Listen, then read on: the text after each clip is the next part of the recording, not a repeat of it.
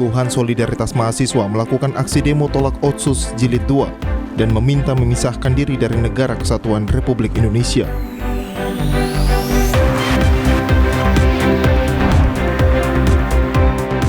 Permintaan tabung gas oksigen di sejumlah rumah sakit cukup tinggi seiring meningkatnya kasus COVID-19 di Kota Sorong, Papua Barat.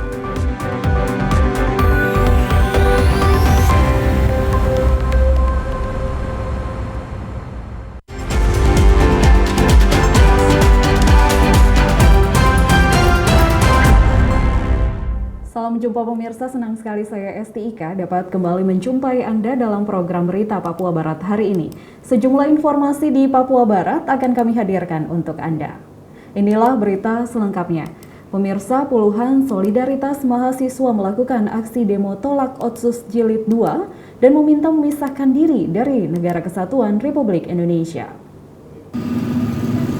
Kembali kita Aksi yang digelar saat pemberlakuan pembatasan kegiatan masyarakat atau PPKM dikawal ketat oleh aparat kepolisian dari Polres Manokwari yang dibantu oleh aparat TNI dan Brimob Polda Papua Barat.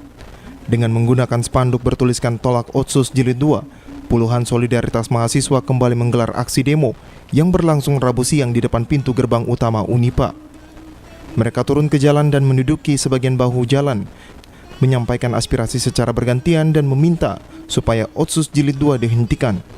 Dalam orasinya mereka merasa Otsus yang sudah berjalan sejak tahun 2000 sampai saat ini dirasa tidak adil bagi masyarakat Papua, di mana pendidikan dan kesehatan belum merata. kemerdekaan, kami tidak butuh peralihan isu COVID-19. Persoalan Papua hari ini bukan hanya terjadi di dalam negeri saya, tetapi sudah sampai di luar negeri. Oleh sebab itu, saya minta stop peralihan isu.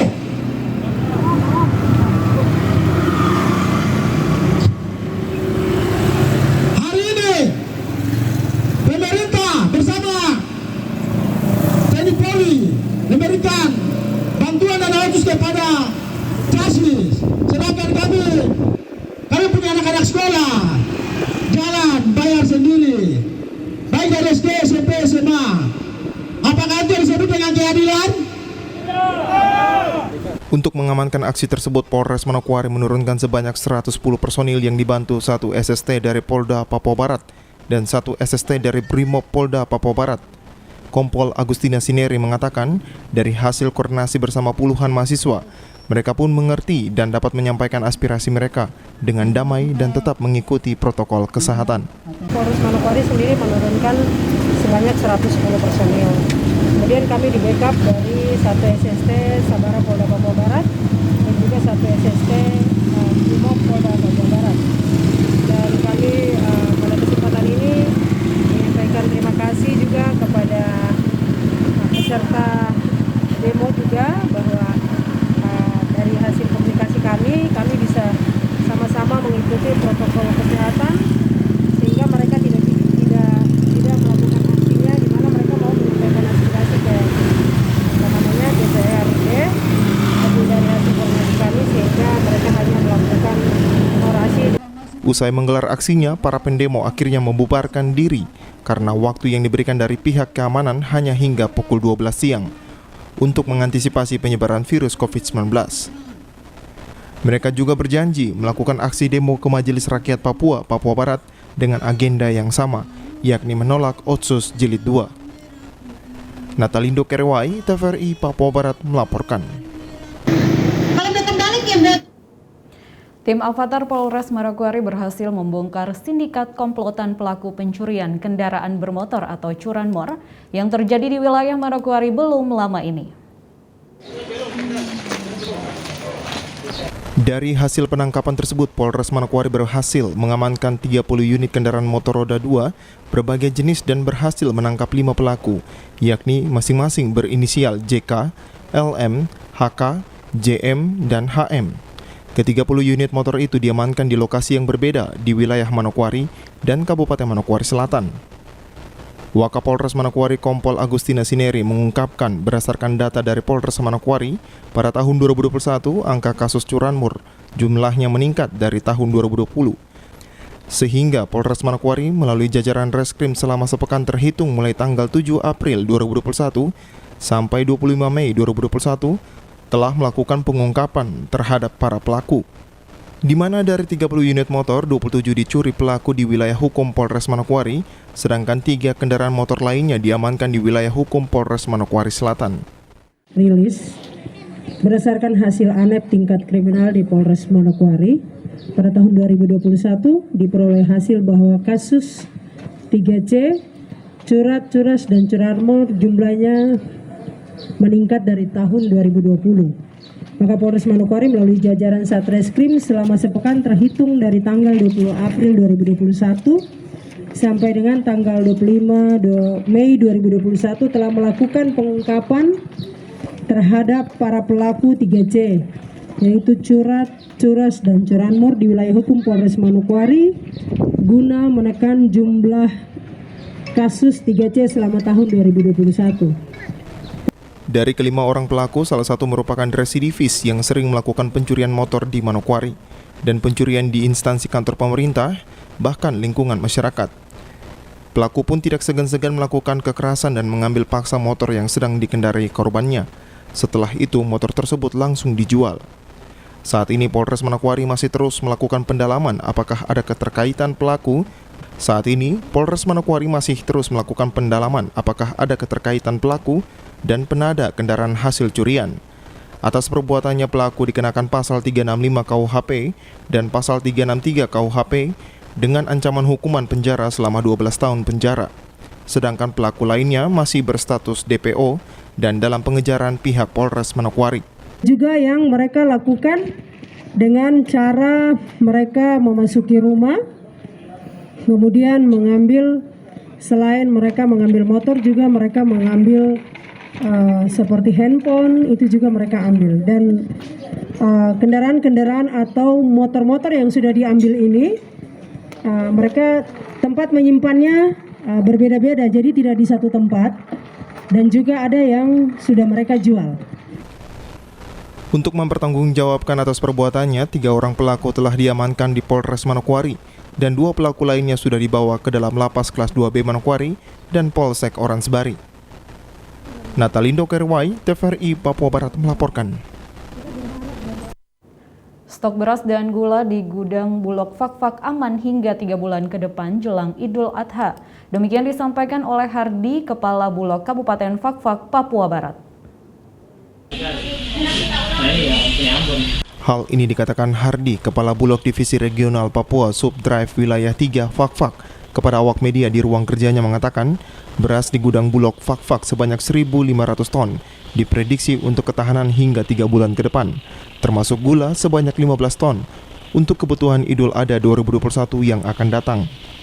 Untuk ketahanan stok di Bulog kantor cabang Fakfak, untuk beras kita ada stok 1.590 ton dan kita perkirakan itu cukup untuk 3 bulan ke depan. Jadi untuk bulan Juli, Agustus, September itu insya Allah sudah aman, dan kita rencanakan lagi, kita ada pengajuan lagi untuk penambahan stok sekitar 500 ton yang kita jadwalkan nanti di bulan Agustus. Jadi kita upayakan nanti sampai akhir tahun, sampai menjelang Natal pun kita insya Allah sudah siap. Selain beras, Hardi menjelaskan Bulog mempunyai produk baru yakni beras premium yang difortifikasikan mengandung vitamin B1, B3, B9, B12, zat besi, dan zinc. Ini sebenarnya beras perum Bulog untuk program pemerintah pusat untuk mencegah stunting yang menggunakan beras Fortifit. Sasarannya kepada ibu hamil dan anak-anak serta balita. Selain itu, untuk orang dewasa pun bisa menggunakannya karena di masa pandemi COVID-19 ini, makanan dengan kandungan kalsium dan zat besi dapat meningkatkan imunitas. Terus selain beras gula minyak, kita juga ada produk baru. Di sini ada Fortifit, jadi beras premium yang difortifikasi. Jadi ada vitamin B1, B3, B6, B9, B12, zat besi, dan zinc. Jadi ini sebenarnya beras yang jawaban dari Perum Bulog untuk program pemerintah pusat untuk penanganan stunting di Indonesia yang masih tergolong masih tinggi. Jadi untuk mencegah stunting bisa menggunakan beras fortified. Jadi kita sasarannya untuk ibu hamil dan anak-anak balita. Hardi pun menghimbau kepada warga Kabupaten Fakfak, jika membutuhkan beras dan gula dengan harga standar, dapat diperoleh di Gudang Bulog Fakfak, Jalan Cendrawasih Fakfak. Dari Kabupaten Fakfak, Frans Tamela, TVRI Papua Barat melaporkan. Pemda Teluk Bintuni melaksanakan uji publik tahap pertama KLHS, Rencana Pembangunan Jangka Menengah Daerah tahun 2021-2026 secara virtual yang berlangsung di ruang Vikon Kantor Bupati Selasa kemarin. Kegiatan yang dibuka oleh Asisten 2 Sekda Teluk Bintuni, Putu Suratna ini diikuti oleh berbagai kalangan, mulai dari pemerintah, swasta, hingga para tokoh di lingkup Kabupaten Teluk Bintuni. Kepada TVRI, Asisten 2 menerangkan uji publik KLHS yang dilaksanakan pihaknya ini sangat penting, karena merupakan instruksi Undang-Undang Nomor 23 Tahun 2014 tentang pemerintah daerah untuk memenuhi salah satu syarat dalam penyusunan dokumen RPJMD tahun 2021-2026. Asisten 2 menjelaskan secara hukum hasil KLHS akan berfungsi dalam rangka menjamin keberlangsungan pembangunan yang digagas kepala daerah sesuai dokumen RPJMD yang akan ditetapkan. Kajian ini sangat penting, amanat undang-undang juga mengharuskan, karena dengan dilakukannya kajian lingkungan hidup strategis ini, mulai dari saat penyusunan perencanaan, program dan kebijakan, dasar-dasar pembangunan berkelanjutan ini harus sudah diperhitungkan, sehingga dokumen RPJMD yang akan dibuat nanti sudah mengkaji dampak-dampak negatif terhadap lingkungan hidup yang akan terjadi, diusahakan seminimal mungkin beberapa dampak negatif yang akan dilaksanakan pada saat proses pelaksanaan RPJMD. Nah, nanti pada implementasi di RKPD, di mana RPJMD ini kan diturunkan menjadi Renstra menjadi Renja OPD, kemudian dibuat RKPD.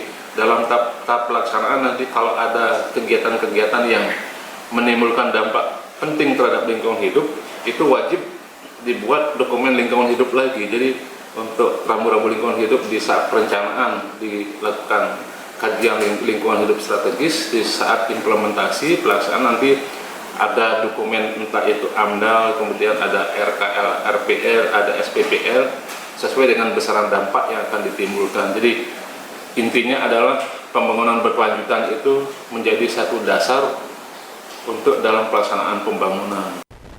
Asisten 2 menyatakan untuk mempercepat rampungnya KLHS, pihaknya mendorong seluruh OPD teknis serta menggandeng pihak Universitas Gadjah Mada selaku fasilitator. Di sisi lain, Asisten 2 menegaskan jika KLHS RPJMD yang dilakukan pihaknya dalam rangka mewujudkan visi dan misi Bupati dan Wakil Bupati Teluk Bintuni.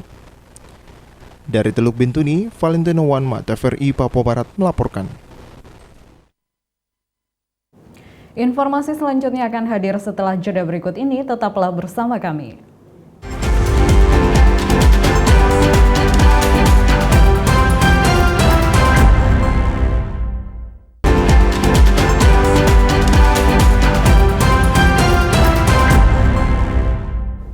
Terima kasih Anda masih bersama kami. Pemirsa, permintaan tabung gas oksigen di sejumlah rumah sakit cukup tinggi seiring meningkatnya kasus COVID-19 di Kota Sorong, Papua Barat.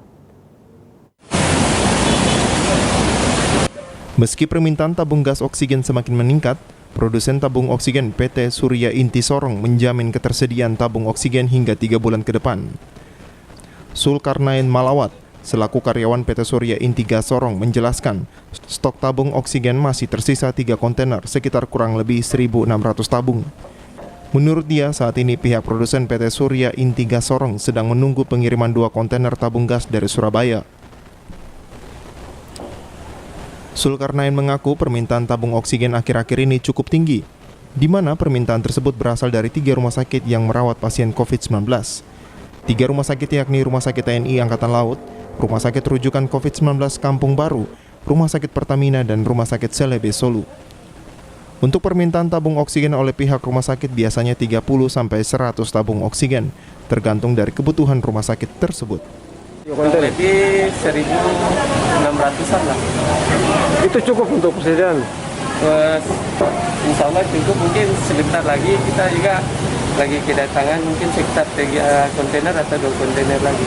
Kedatangan ini oksigen ini dari mana? Dari Surabaya. Dari Surabaya? Iya, dari Surya Intika di pusat. Iya, memang ada permintaan itu. Jadi ketersediaan untuk rumah sakit sekitar yang kita bikinkan ini rumah sakit rujukan COVID, RSPC sama Televisual. Kalau untuk yang rumah sakit lain tidak terlalu masalah karena permintaannya dibanding sama yang Televisual sama RSPC kurang lebih bedanya 70%. Sementara itu, Direktur Rumah Sakit Rujukan COVID-19 Sorong, Dr. Jerry Nikiulu, mengatakan meski penyebaran jumlah kasus COVID-19 meningkat, belum ada keluhan kekurangan oksigen. Dirinya menjelaskan, untuk rumah sakit rujukan, salah satu tempat pasien COVID-19 dirawat 2 hari sekali tabung oksigen dipesan sebanyak 50 tabung oksigen. Hal ini dikarenakan jumlah pasien COVID-19 yang dirawat mencapai 50 orang. Masih cukup, kalau saya pesan tetap ada. Belum ada yang mengeluh oksigen di Sorong. Mudah-mudahan stok masih banyak. Tetap tiap hari kita pesan, ya sekitar 2 hari gitu kita pesan 50 tabung. Banyak sekali oksigen dipakai. Mudah-mudahan masih ada terus. Sekarang ada 55. Ada peningkatan bulannya? Itu peningkatan sudah 100% itu. Banyak sekali. Tadi dengar itu, angkatan laut saja 60. Pertamina sudah full, angkatan laut. Angkatan laut kalau sudah full begitu kan sudah tidak bisa rawat pasien lain. Tinggal berapa bed saja itu untuk pasien lain. Dari Sorong, Mikal Jasman, TVRI, Papua Barat, melaporkan. Masih banyak pengendara dan masyarakat berjalan kaki yang berpergian tidak taat untuk menjalankan protokol kesehatan COVID-19 saat Satgas dari Polda Papua Barat melakukan operasi. Operasi ini dilaksanakan guna menghimbau agar masyarakat lebih mentaati prokes dalam beraktivitas. Berdasarkan data di lapangan, masih ditemukan pelanggaran secara langsung. Saat ini, banyak masyarakat yang sudah menggunakan masker. Tetapi masih ada yang tidak menggunakan masker serta tidak memakai kelengkapan berkendara seperti helm dan sering mengabaikan peraturan lalu lintas. Kabid Humas Polda Papua Barat Kombes Pol Adam Erwindi melalui rilis yang disampaikan mengatakan, Satgas kegiatan rutin yang ditingkatkan atau KRYD dilakukan agar masyarakat tetap mentaati prokes dan peraturan berlalu lintas. Dalam operasi tersebut, pelanggar prokes COVID-19 ditegur secara lisan dan diberikan masker bagi yang tidak memakai masker, maupun mengingatkan untuk melengkapi surat-surat kendaraan dan tidak lupa memakai helm. Dari hasil kegiatan rutin yang ditingkatkan Polda Papua Barat di lapangan, sejak tanggal 2 sampai tanggal 6 Juli 2021, ditemukan pelanggar masker sebanyak 650 orang, dan yang tidak memakai helm 494 pelanggar. Meski masih banyak masyarakat yang menganggap sepele penggunaan masker dan kelengkapan berkendara, namun Polda Papua Barat terus memberikan sosialisasi agar timbul kesadaran dari masyarakat. Tim Liputan TVRI Papua Barat melaporkan. Pemirsa, tim gabungan pencegahan Satpol PP dan juga TNI Polri membagikan surat edaran dalam Kota Manokwari untuk mengingatkan pedagang dan juga pemilik usaha dalam Kota Manokwari agar menaati pemberlakuan pembatasan kegiatan masyarakat skala mikro. Tim gabungan yang terdiri dari Satuan Polisi Pamong Praja Kabupaten Manokwari didampingi anggota Polres Manokwari dan anggota Kodim 1801 Manokwari melaksanakan pembagian instruksi Bupati Manokwari nomor 443.2/3-3/7/2021 tentang pemberlakuan pembatasan kegiatan masyarakat berbasis mikro dan mengoptimalkan posko penanganan coronavirus 2019 di tingkat kampung dan kelurahan untuk pengendalian penyebaran coronavirus disease 2019. Theodorus Rumpruren mengatakan, kegiatan yang dilaksanakan hari ini merupakan pembagian instruksi pemerintah kepada masyarakat, pengusaha toko, kios, dan juga pasar sentral yang ada di dalam Kota Manokwari. Himbauannya terkait jam pelayanan usaha dari pagi hingga jam 6 sore, sedangkan untuk pedagang kuliner hingga jam 8 malam, dan instruksi tersebut berlaku 14 hari ke depan. kegiatan hari ini kita pembagian instruksi dari Menteri Dalam Negeri, Gubernur dan Bupati. Kita teruskan ke semua pengusaha, baik toko, kios, pasar, dan kepada masyarakat umum. Kita puskesdul hari ini hanya dikhususkan ke Bandara Renrani, terus dengan toko-toko yang ada di dalam kota sini. Himbauannya menyangkut jam pelayanan. Jam pelayanannya dari pagi sampai jam 6, itu bagi kios, toko. Sedangkan kuliner sampai dengan jam 20 atau jam 8 malam. Ditambahkan, untuk sanksi saat ini belum diinstruksi, sehingga diharapkan selama diberlakukan PPKM dapat dilaksanakan dengan baik. Usaha tetap berjalan dengan tetap menerapkan protokol kesehatan, sehingga masyarakat dapat membantu menekan angka penyebaran COVID-19. Untuk sementara kita belum ada instruksi menyangkut sanksi-sanksi, itu belum ada. Ya, penerapannya 14 hari ke depan. Ya. Jika sudah normal atau ada ini, berarti kita kembali ke aturan lagi, atau kita menunggu aturan berikut. Khususnya untuk pedagang, mereka tetap melaksanakan aktivitas sebagai pedagang, dan mereka ikuti aturan-aturan yang ada, ya, jam yang sudah ditentukan oleh instruksi yang disampaikan, ya. Sehingga menjaga kesehatan ini kita jaga dengan baik. Dengan diberlakukannya pembatasan kegiatan masyarakat berbasis mikro, diharapkan masyarakat dapat beraktivitas seperti biasanya, namun tetap menerapkan protokol kesehatan untuk menjaga diri sendiri, keluarga, dan juga sesama masyarakat Manokwari terhindar dari coronavirus disease 2019. Jimmy Tabisu, TVRI Papua Barat melaporkan. Aktivitas pelayanan publik di lingkup Pemda Teluk Bintuni dibatasi sesuai surat edaran Bupati tentang pemberlakuan pembatasan kegiatan masyarakat selama 14 hari sejak tanggal 30 Juni 2021 lalu. Pembatasan pelayanan publik sesuai surat edaran tentang PPKM dalam rangka memutus mata rantai penularan COVID-19 di Kabupaten Teluk Bintuni ditindaklanjuti oleh seluruh instansi Pemda Teluk Bintuni. Salah satunya kantor Sekretariat Daerah Kabupaten Teluk Bintuni yang selalu ramai dengan aktivitas pegawai dan masyarakat. Kini harus lengang sebagaimana petunjuk surat edaran tersebut. Asisten 2 Sekda Teluk Bintuni Putu Suratna menyatakan Pemda Teluk Bintuni terpaksa mengikuti petunjuk pemerintah tingkat atas lantaran melonjaknya kasus COVID-19. Nah, berkaitan dengan tugas-tugas kita di pemerintahan juga arahan Pak Bupati kemarin pada saat di DPR juga sedapat mungkin tidak ada pertemuan-pertemuan yang mengumpulkan orang banyak, sehingga pelaksanaan pelayanan pemerintahan juga sekarang lebih banyak work from home, kalau bisa itu dalam menggunakan media-media komunikasi, entah itu WhatsApp atau telepon. Kalau edaran kita kan 25% sebelum sekarang kita dari kantor, tapi untuk yang sifatnya pelayanan publik seperti dinas-dinas tertentu mungkin yang penting pelayanan bisa berjalan, tapi sedapat mungkin menggunakan teknologi informasi. Kalau di perkantoran ini kan sebetulnya tidak semua kantor yang untuk pelayanan publik, untuk mungkin kayak PPSP mungkin dengan membagi personil atau pegawai yang masuk kantor, tidak semuanya masuk mungkin 25%, tapi yang betul-betul melakukan pelayanan wajib menggunakan protokol kesehatan, jadi tidak ada kerumunan, kemudian harus menggunakan APD, menerapkan 5M yang dianjurkan dalam rangka mencegah penularan COVID-19. Berkaitan dengan PPKM ini, marilah kita mendukung apa yang menjadi kebijakan pemerintah, baik pemerintah provinsi maupun pemerintah kabupaten. Nah, ini semua tidak lain adalah dalam rangka untuk kita menjaga diri kita masing-masing, menjaga masyarakat, menjaga lingkungan, kemudian dalam rangka juga mempercepat proses penanganan penularan COVID-19 ini. Kalau kita tertib, disiplin, masing-masing disiplin, kemudian kita mengingatkan masyarakat lain juga disiplin, diharapkan laju penularan COVID ini bisa cepat diselesaikan dan tidak ada penambahan kasus-kasus baru. Oleh karenanya, Asisten 2 berharap seluruh elemen di Teluk Bintuni, terutama masyarakat, dapat menaati surat edaran yang dikeluarkan pemerintah demi menekan lonjakan kasus baru. Dari Teluk Bintuni, Valentino Wanma, TVRI Papua Barat melaporkan. Informasi selanjutnya akan hadir setelah jeda berikut ini, tetaplah bersama kami.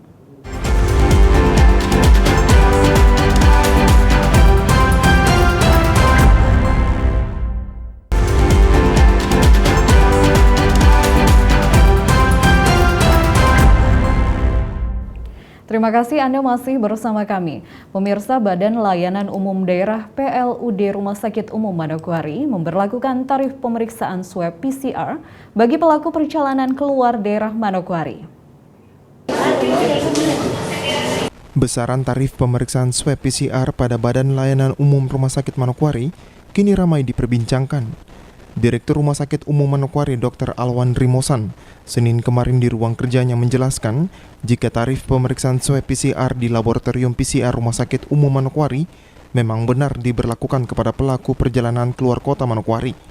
Sedangkan pemeriksaan tracing atau yang terkontak langsung dengan pasien positif tidak dipungut biaya. Sudah jelas yang untuk tracing, untuk kontak erat itu kita periksa, itu sudah jelas.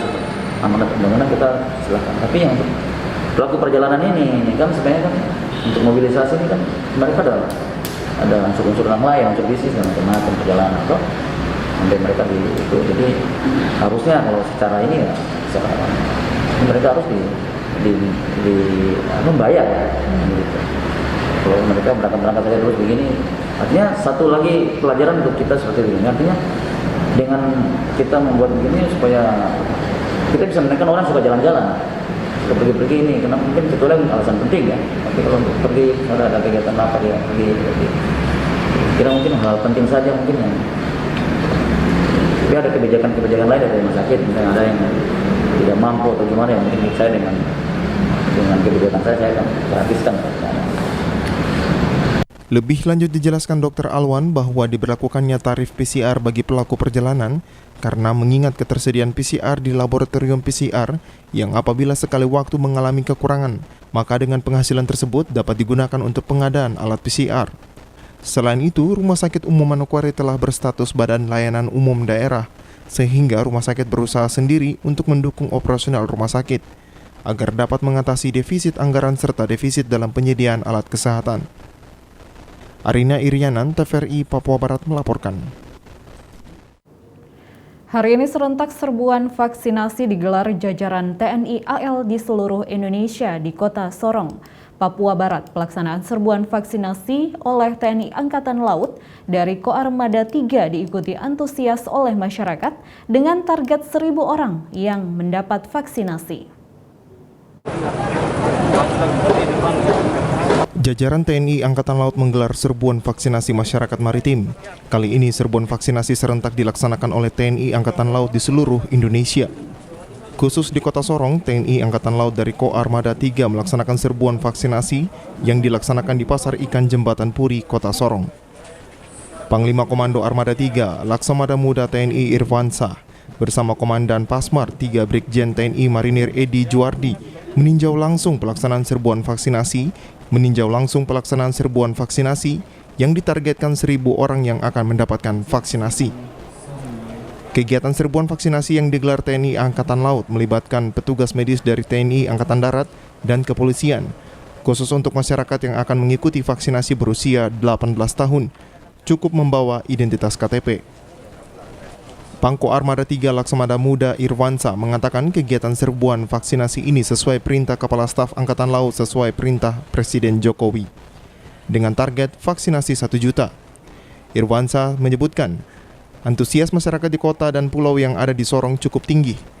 TNI Angkatan Laut menargetkan sehari pelaksanaan serbuan vaksin ini ditargetkan 1.000 orang yang akan mendapatkan vaksinasi. Ini khusus TNI Angkatan Laut melaksanakan serbuan vaksin seluruh Indonesia secara serentak, termasuk di tempat kita, di Kota Sorong. Harapannya kita bisa mencapai target dari Bapak Presiden kita, Bapak Insinyur Joko Widodo, untuk dapatnya satu hari 1 juta vaksinasi yang bisa terlaksana. Ini upaya kita. Alhamdulillah saya lihat antusiasme dari masyarakat di Sorong dan kota sekitarnya maupun di pulau-pulau juga sangat tinggi. Sementara itu, Ruth, salah satu warga mengaku mengikuti vaksin ini atas kesadarannya sendiri, mengingat pentingnya vaksinasi sesuai anjuran pemerintah. Serbuan vaksinasi yang baru pertama kali ini digelar oleh TNI Angkatan Laut sangat terbantu. Untuk kesehatan saya divaksin, bukan untuk saya mau kemana enggak, sesuai dengan anjuran pemerintah, itu aja. Oh ya, kami dapat dari WA, namanya WA kan diteruskan. Kami sebenarnya mau mendaftar di puskesmas Teguh, tapi nggak dapat. Jadi besoknya karena ada di sini, kami di sini. Itu aja. Diharapkan dengan serbuan vaksinasi yang digelar di TNI Angkatan Laut, masyarakat bisa mendapatkan daya imun yang tinggi, terbentuk herd immunity. Dari Sorong, Mikal Jasman, TVRI Papua Barat melaporkan. Pemirsa, 758 masyarakat dan aparatur sipil negara berhasil mengikuti vaksinasi yang dilakukan oleh Pemda Fakfak.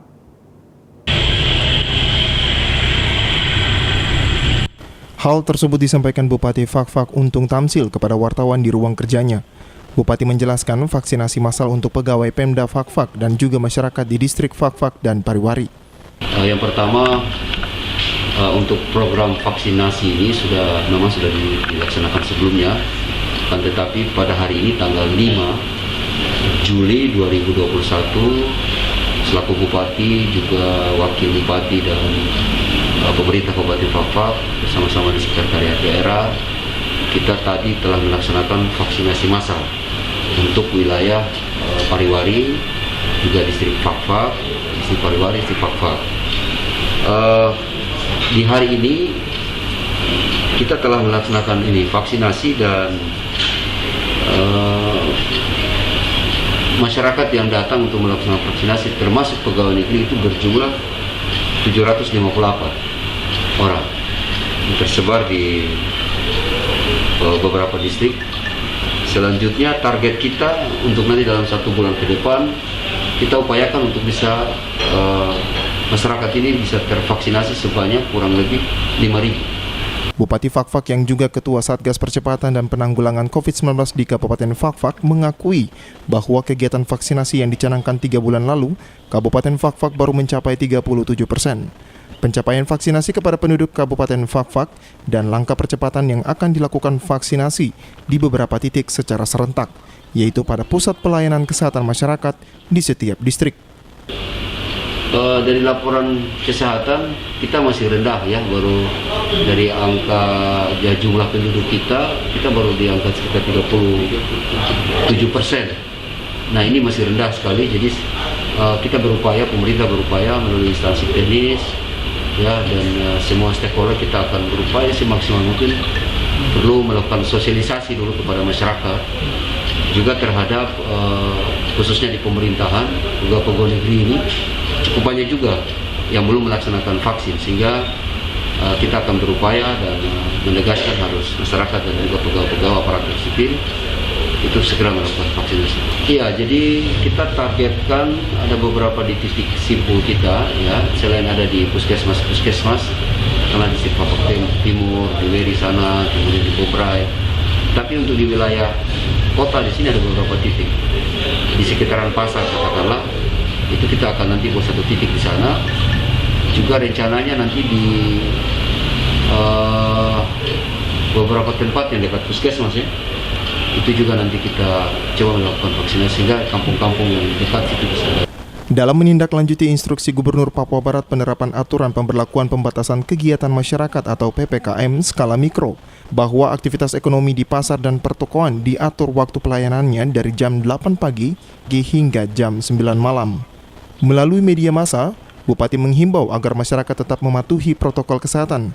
Pemerintah membuat aturan bukan untuk menekan masyarakat agar patuh, akan tetapi diharapkan masyarakat dapat menaati aturan yang dikeluarkan pemerintah melalui protokol kesehatan. Dari Fakfak, Frans Tamela, TVRI Papua Barat melaporkan. Informasi tadi sekaligus menutup jumpa kita dalam program Berita Papua Barat hari ini. Kami tetap mengajak Anda untuk mencegah penyebaran COVID-19 dengan cara memakai masker, mencuci tangan pakai sabun dengan air yang mengalir, menjaga jarak, menjauhi kerumunan, serta membatasi mobilitas dan bersedia divaksin sesuai kebijakan pemerintah. Indonesia pulih karena aku, Indonesia pulih karena kamu, Indonesia pulih karena kita. Dan mewakili kerabat kerja yang bertugas, saya Esti Ika mengucapkan terima kasih dan sampai jumpa.